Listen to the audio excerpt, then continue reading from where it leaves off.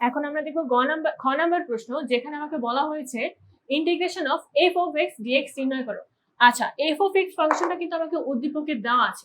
এখানে মূলত আসলে আংশিক ভগ্নাংশের কাজ। আংশিক ভগ্নাংশটা বের করতে পারলে আসলে ম্যাথটা সলভ করা ইজি হয়ে যাবে। তো এফ অফ এক্স আমাকে কি দেওয়া আছে, 1/x² ইন্টু এক্স মাইনাস 1, বা এটাকে যদি আমি লিখি এভাবে লিখি যে 1/x ইন্টু আমার 1/x ইন্টু এক্স মাইনাস 1, একই কিন্তু কথা, ঠিক আছে। এখন সিম্পলি আমি কি করব, এই পার্টটাকে আমি আংশিক ভগ্নাংশে পরিণত করে নেব।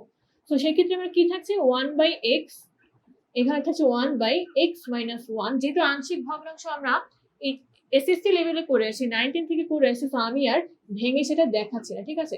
1/x, ঠিক আছে। এখন যদি আমি এখানে গুণ করি, তো কি থাকছে আমার, 1/x into x minus 1 minus হচ্ছে আমার 1/x স্কোয়ার।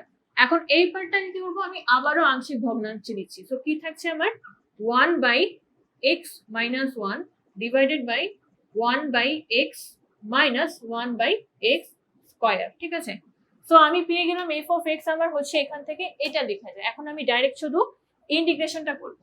তো এখান থেকে কি লেখা যায়, 1/x minus 1 minus 1/x minus 1/x square পুরোটার হচ্ছে ডিএক্স, ঠিক আছে।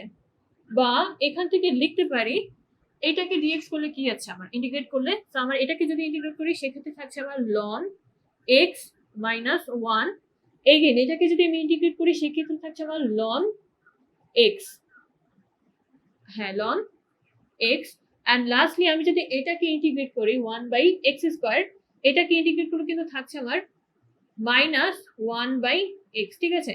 অ্যান্ড লাস্টে আমি একটা সি লিখে দিব, প্লাস সি, বা এখান থেকে লেখা যায় এটাকে প্লাস দিয়ে লেখা যায় প্লাস 1/x। তো এটাই হচ্ছে কিন্তু আমার ইন্টিগ্রেশনটা, ঠিক আছে। এটাই হচ্ছে আনসার।